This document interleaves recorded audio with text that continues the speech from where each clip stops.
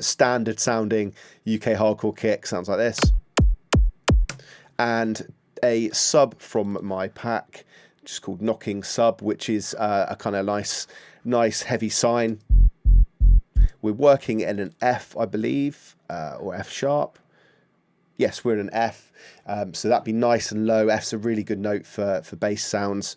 You can see there, I've got scope up as well. Another important factor is having something like scope or span or any kind of analyzer plugin. Shaperbox 3 has also got one as well, just so you can kind of reference what the low end looks like, because unless you've got an incredibly good room to produce music, the low end is the hardest part of a track to get right, generally speaking, as well. So yeah, and let's play that with the kick and just kind of get this right. So the kick's at -4, so the moment,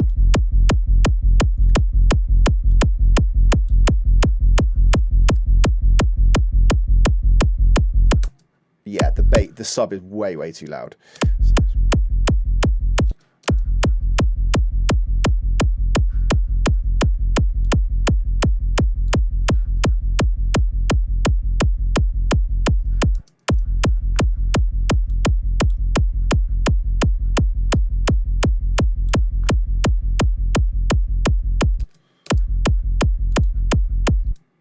okay, so that's kind of the sub is kind of following the same volume as the very tail of the kick, which is how I'd kind of want it to sit.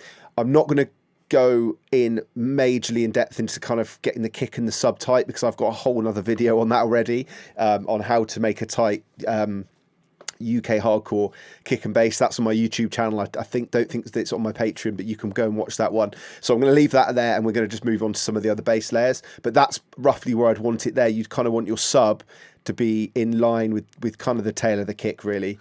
So yeah, just bring that down a couple more, down to 11. I think I'll be happy with that. Yeah, cool. Okay, so once you've got that right, we can then kind of dive in and look at different bass layers. So the first thing I've got a nimble kick here.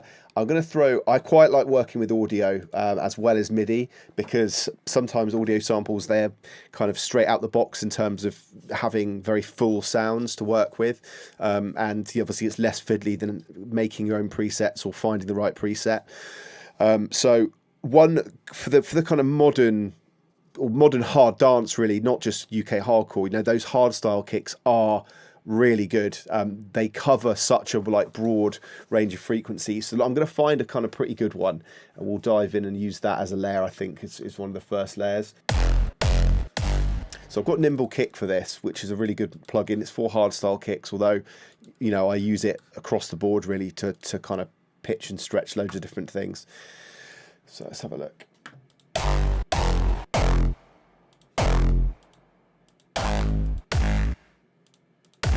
Quite like that reverse bassy feel of that Code Black kick there. So let's listen to this.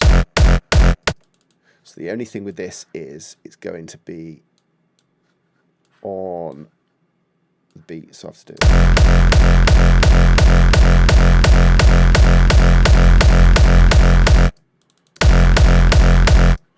First thing I want to do is sidechain it. So I'm going to use Shaperbox for that. Shaperbox 3 is really good because you can trigger to the kick drum. So I'm going to go audio, click that there, and then here I just need to route it to the kick there, and then you'll see when it plays, you'll see the kick showing up there. Put it over 1/4, which is a quarter note, and then we go to sidechain, bring it down, and we just want to move it basically out the way of the kick. There we go. And then the reason I've done that is basically just to get the tail of the kick.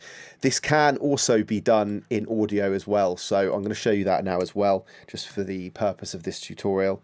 So it's in the G sharp. So I'll bring it down 3 semitones.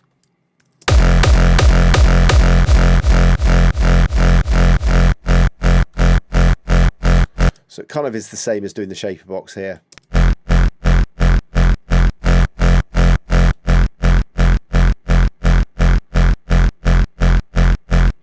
I actually prefer the lack of high end that's come through on, whereas this is quite crunchy. I don't want that crunch for this bass because we're going to have another layer doing that. So I'm going to stick with the MIDI.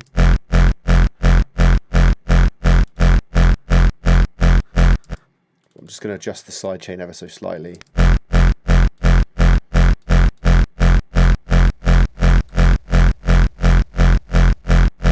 There we go. Yeah, that's pretty nice. And I'm actually going to bounce this to audio straight away. So I'm going to just mute that one there just so I don't delete the MIDI. I want to keep that, but I'm going to render this straight to audio now, and then that looks like that just there. So I'll also mute that one as well. So now we have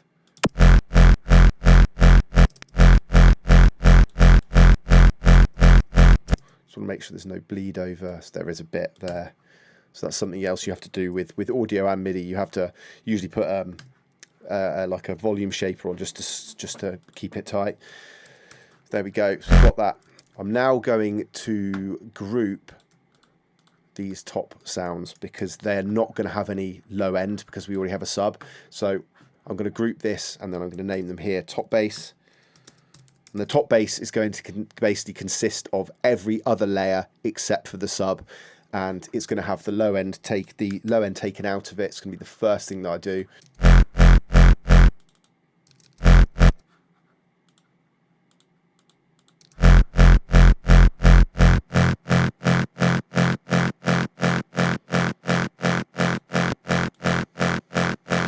Anything below 200 hertz is considered sub bass. What I don't usually do is kind of do like a ridiculously tight EQ curve like that there to 200 because I find like it doesn't sound very natural doing that. I mean, you can try it if you want that kind of brick wall, but I do like to let a little bit of bleed through. I think you get a bit more kind of body and warmth out of the top bass as well, which is kind of what you want.